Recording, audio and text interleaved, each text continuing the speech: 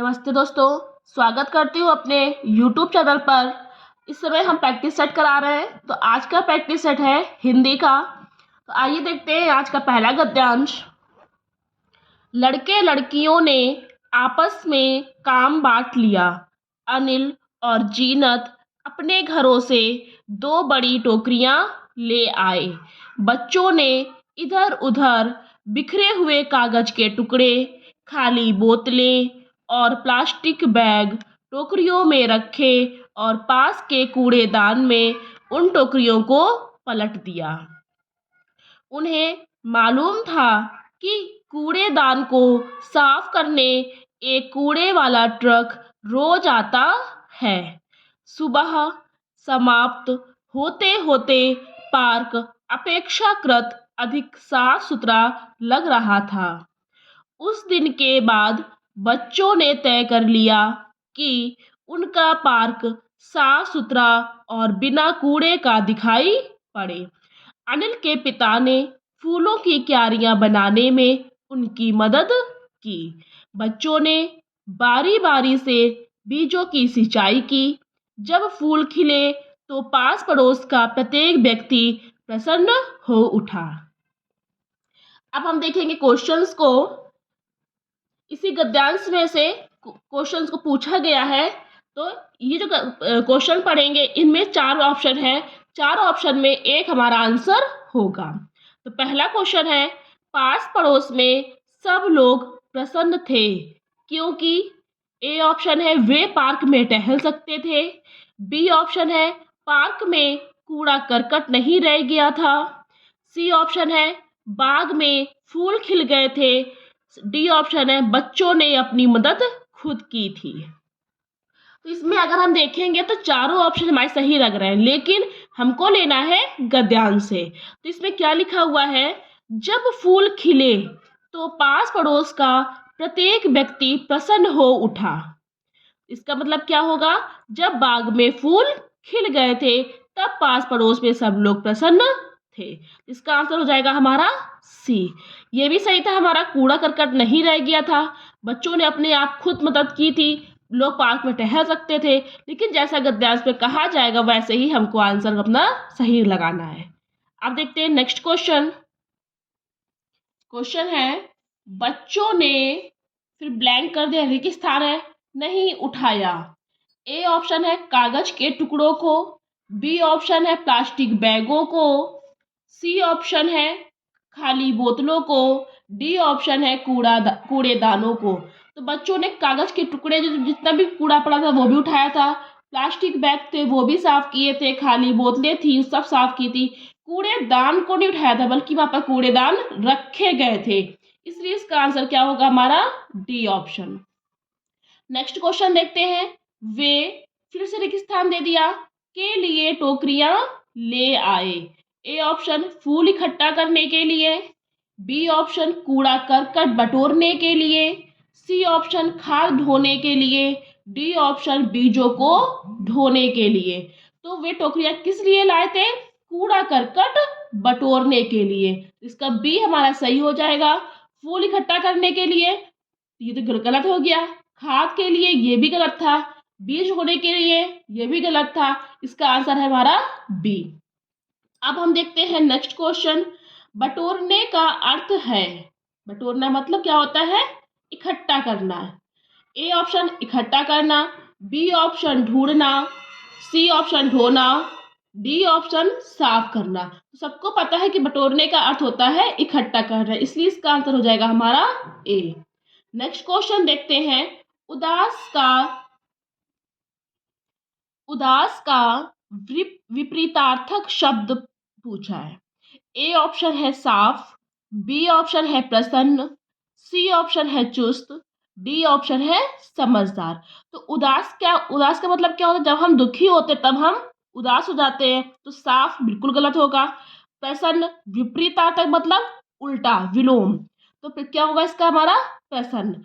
चुस्त ये तो गलत हो जाएगा। समझदार ये भी गलत हो जाएगा, इसलिए इसका आंसर होगा हमारा बी ऑप्शन। अब हम देखते हैं नेक्स्ट गद्यांश। एक अध्यापिका और लड़के लड़कियों से भरी कक्षा में मुझे अकेलापन महसूस हुआ। अध्यापिका हंसती हुई मेरे निकट आई। उसने प्यार से अपना हाथ मेरे कंधे पर रखते हुए मुझसे पूछा, तुम्हारा नाम क्या है? अभयंकर, मैं फुसफुसाया। मतलब जिससे पूछा था उसका नाम था अभयंकर। जोर से बोलो जिससे कि मैं सुन सकूं। वो फुसफुसाया था, मतलब धीरे से बोला था। तो उन्होंने कहा जोर से बोलो। किसने? टीचर ने। मैं सुन सकूं। उसने कहा मैंने जोर से बोलने की कोशिश की पर बोल नहीं सका। मेरे होंठ सूख गए थे, शायद चिपक गए थे। मैं अपना मुंह खोल नहीं सका।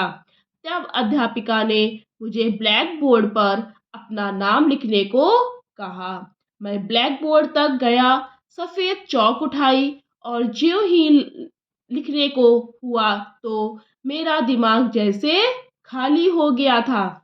मुझे अपना नाम मालूम था, मैं उसे लिखना भी जानता था, किंतु इतने सारे लड़के लड़कियों और अध्यापिका के सामने खड़े होने में मुझे घबराहट हो रही थी। अब हम देखते हैं इसके क्वेश्चन को। तो पहला क्वेश्चन है इसका, लड़का अपना नाम नहीं लिख सका क्योंकि वह ए ऑप्शन अकेला था, बी ऑप्शन डरा हुआ था, सी ऑप्शन बीमार था, डी ऑप्शन घबरा रहा था। तो लड़का अपना नाम लिख नहीं सका था क्योंकि वो अकेला था लेकिन वो उसलिए अपना नाम नहीं लिख सका था। डरा हुआ था तो डरा भी नहीं था, बीमार था नहीं, बल्कि वो क्यों घबरा रहा था, अकेला था इसलिए उसे घबराहट हो रही थी। इसलिए इसका आंसर क्या हो जाएगा? डी ऑप्शन हो जाएगा। ये देखिए लिखा हुआ है, ये लिखा है किंतु सारे लड़के लड़कियों और अध्यापिका के सामने खड़े होने में मुझे घबराहट हो रही थी। अगर हमें क्वेश्चन का आंसर नहीं समझ में आता है तो हम दोबारा से इस गद्यांश को पढ़ सकते हैं। अब हम देखते हैं नेक्स्ट क्वेश्चन। निम्नलिखित में से कौन सा शब्द लड़के के बारे में उचित नहीं है?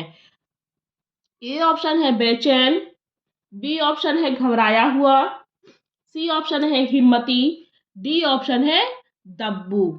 तो बेचैन था, ये तो था क्योंकि घबराया हुआ था। बेचैन था, बी भी सही है। हिम्मती था, ये हमारा नहीं हो सकता है। डी ऑप्शन दब्बू, तो ये दब्बू थोड़ा बेचैन था यानी कि थोड़ा सा डरा हुआ था, इसका मतलब वो दब्बू था। इसलिए इसका बारे में कौन सा उचित नहीं है? हिम्मती वो नहीं था, इसलिए उसकी हिम्मत नहीं हो रही थी और उसे घबराहट हो रही थी।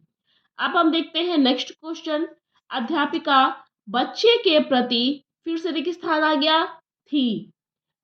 ए ऑप्शन सहृदय, बी ऑप्शन कठोर, सी ऑप्शन सहयोग ना करने वाली, डी ऑप्शन उदासीन। तो अध्यापिका जो थी वो बच्चे के प्रति कैसी थी? सहृदय। अगर वो सहृदय नहीं होती तो उसको ब्लैक बोर्ड पर ना भेजती और उसे दोबारा से अपना नाम बोलने के लिए ना कहती। कठोर थी, गलत है बिल्कुल। सहयोग ना करने वाली, गलत है बिल्कुल। उदासीन, ये भी गलत है। इसका आंसर क्या होगा हमारा? A option. नेक्स्ट क्वेश्चन है, इस अवतरण के लिए सबसे उपयुक्त शीर्षक क्या होगा?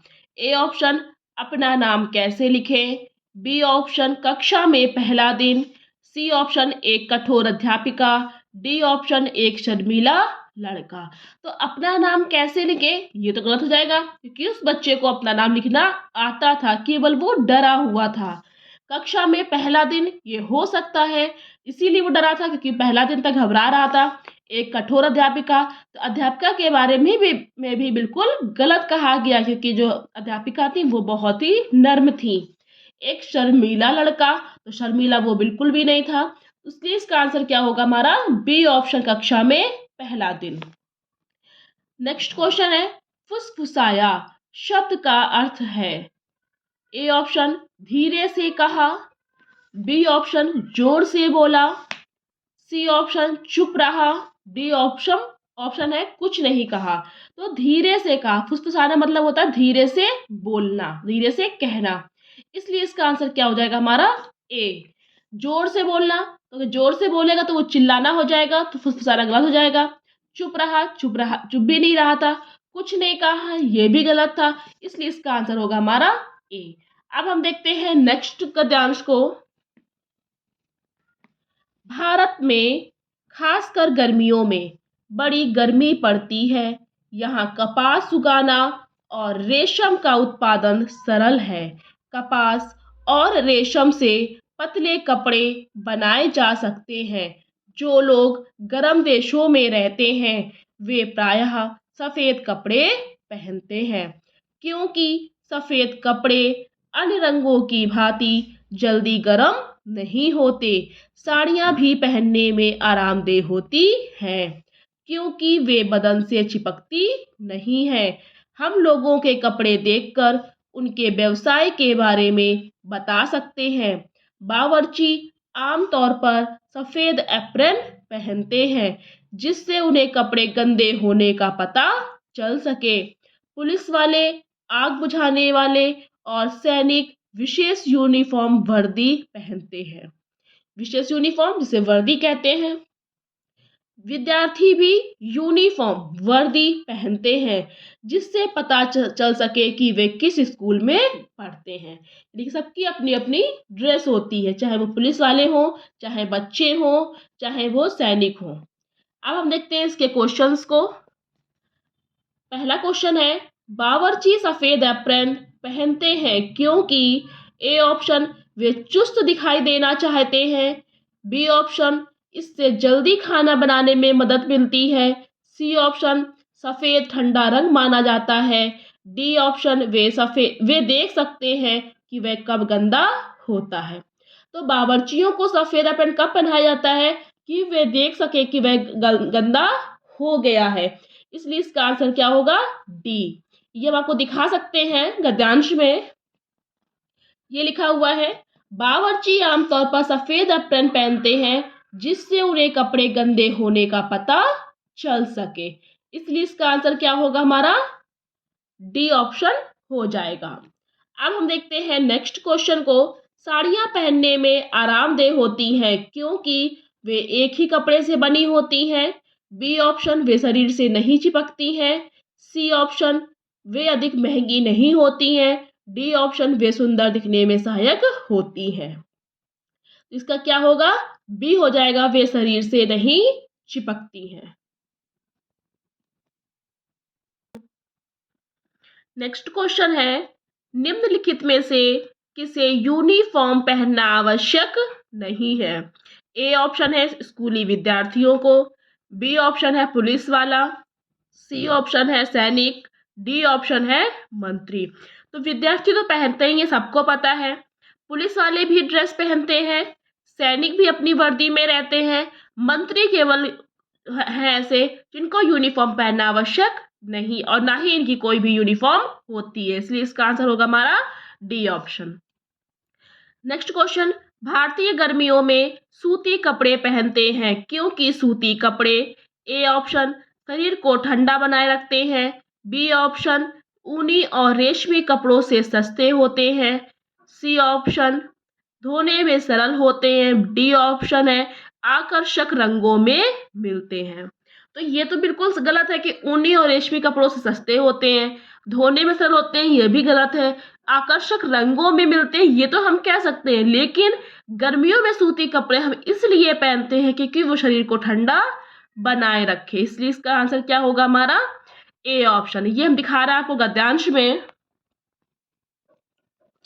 ये लिखा हुआ है, क्योंकि सफेद कपड़े अन्य रंगों की भांति जल्दी गर्म नहीं होते, इसलिए क्या है वो ठंडा बनाए रखते हैं किसको शरीर को, सूती कपड़े। नेक्स्ट क्वेश्चन है, यदि गर्म का विपरीतार्थक ठंडा है तो ग्रीष्म का विपरीतार्थक क्या होगा। विपरीतार्थक मतलब विलोम, उसका उल्टा। तो गर्म का क्या होता है ठंडा होता है। तो ग्रीष्म यानी कि गर्मी, गर्मी का क्या हो जाएगा हमारा सर्दी यानी कि शीत। तो बरसात बिल्कुल गलत है, बसंत भी गलत है, शीत हमारा इसका आंसर हो जाएगा और हिमपात भी हमारा गलत है। अब हम देखते हैं नेक्स्ट गद्यांश। रात ठंडी और अंधेरी थी। गली से गुजरते हुए मुझे एक औरत की चीख सुनाई पड़ी, बचाओ बचाओ। मैं रुका और मैंने चारों ओर देखा। अधिकांश घरों में उजाला नहीं था। लगता था सब सो गए हैं। यह मेरी कल्पना होगी, मैंने सोचा और घर की तरफ चलने लगा। अचानक मैंने दोबारा वही आवाज सुनी, कृपा कर मुझे मत मारो। मेरा धन ले लो, मेरे आभूषण ले लो, पर मुझे छोड़ दो। तो यह मेरी कल्पना नहीं थी। कोई महिला पास के ही किसी मकान में मुसीबत में पड़ी थी। मुझे उसे बचाना चाहिए। मैं उस मकान के दरवाजे की ओर तेजी से दौड़ा और अपनी पूरी शक्ति से उसे धक्का देकर खोल दिया। तुम कौन हो? क्या चाहते हो? एक लंबा आदमी मेरी ओर बढ़ा। वह औरत कहाँ है? कौन सी औरत? क्या तुम पागल हो? मुझे अब भी उसके शयन कक्ष से कुछ सिसकियां सुनाई पड़ रही थीं। मैं उसके शयन कक्ष की ओर दौड़ा। ढूंढने पर भी वहां कोई स्त्री नहीं मिली। रेडियो चल रहा था। मैंने उद्घोषक को कहते हुए सुना, आपने अभी एक रेडियो नाटक सुना, अनोखी हत्या। अब कृपया समाचारों की प्रतीक्षा कीजिए। अब हम देखते हैं इसके क्वेश्चंस को। ये हमारा गद्यांश था। घटना सुनाने वाले शयन कक्ष में क्यों गया? ए ऑप्शन है किसी स्त्री के हत्यारे को ढूंढने के लिए। बी ऑप्शन है किसी औरत को मरने से बचाने के लिए। सी ऑप्शन है हत्यारे से लड़ाई शुरू करने के लिए। डी ऑप्शन है रेडियो नाटक सुनने के लिए। तो घटना सुनाने वाला शयन कक्ष में इसलिए गया था क्योंकि उसे किसी स्त्री की चीख की आवाज सुनाई दे रही थी और वो उस औरत को मरने से बचाना चाहता था, क्योंकि उसे क्या सुनाई दे रहा था? बचाओ बचाओ। आपको हम गद्यांश में दिखा सकते हैं। ये लिखा हुआ है, मुझे एक औरत की चीख सुनाई पड़ी, बचाओ बचाओ। मैं रुका, मैंने चारों ओर देखा। तो इसका मतलब क्या हुआ कि वो अपने शयन कक्ष में जा करके किसी औरत को मरने से बचाने के लिए वो शयन कक्ष में गया था। नेक्स्ट क्वेश्चन है, वक्ता को घर में घुसने की क्या विवशता थी? ए ऑप्शन उसकी वीरता की भावना। बी ऑप्शन मित्रता की भावना। सी ऑप्शन किसी को मुसीबत में मदद करने की इच्छा। डी ऑप्शन किसी रहस्यमयी कहानी की तलाश के लिए। तो वक्ता को घर में घुसने की यह विवशता थी। वीरता की भावना गलत है, यहाँ कोई वीरता की बात ही नहीं हो रही है। मित्रता, तो यहाँ कोई किसी की मित्रता नहीं थी। किसी को मुसीबत में मदद करने की इच्छा, वो सोच रहा था कि वो जो औरत है वो मुसीबत में है और मैं उसकी मदद करूं। नेक्स्ट क्वेश्चन है, उसने सोचा सब सो गए हैं क्योंकि रात ठंडी थी। बी ऑप्शन घरों में रोशनी नहीं थी। सी ऑप्शन चीखों पर कहीं कोई प्रतिक्रिया नहीं हुई। डी ऑप्शन चारों ओर अंधकार अंधकार था। सब सोचा सब सो गए हैं, क्यों? क्योंकि घरों में रोशनी नहीं थी। नेक्स्ट क्वेश्चन है, कहानी का रहस्य किसने सुलझाया? ए ऑप्शन वक्ता ने। बी ऑप्शन लंबे आदमी ने। सी ऑप्शन सिसकती महिला ने। डी ऑप्शन रेडियो उद्घोषक ने। तो कहानी का रहस्य किसने सुलझाया था? जब वो कमरे में गया तो उसने रेडियो सुनते हुए रेडियो में सुना था कि जो रेडियो उद्घोषक था उसने कहानी का रहस्य सुलझाया था। ये आपको हम गद्यांश में दिखा सकते हैं। ये लिखा हुआ है, रेडियो चल रहा था। मैंने उद्घोषक को कहते हुए सुना, आपने अभी एक रेडियो नाटक सुना। इसलिए इसका आंसर क्या हो जाएगा? डी ऑप्शन रेडियो उद्घोषक ने। अब नेक्स्ट क्वेश्चन है, आपने अभी एक रेडियो नाटक सुना, यहाँ आपने का संकेत है। ए ऑप्शन वक्ता, बी ऑप्शन लंबा आदमी, सी ऑप्शन महिला, डी ऑप्शन श्रोता। अब या आपने अभी एक रेडियो नाटक सुना, यानी सुनेगा कौन? जो श्रोता होंगे। वक्ता तो बोलते हैं, लंबा आदमी भी सुन रहा था, महिला थी नहीं, श्रोता उसकी जगह पे एक आदमी और था तो जो उसको ढूंढते हुए आया था। लेकिन यहाँ पर आपने के लिए केवल पूछा गया है, अगर केवल गद्यांश के बारे में पूछता तो हमारा आंसर क्या होता? लंबा आदमी। लेकिन यहाँ पे पूछ रहा है आपने का संकेत कौन सा है, तो इसका आंसर क्या होगा हमारा? D option.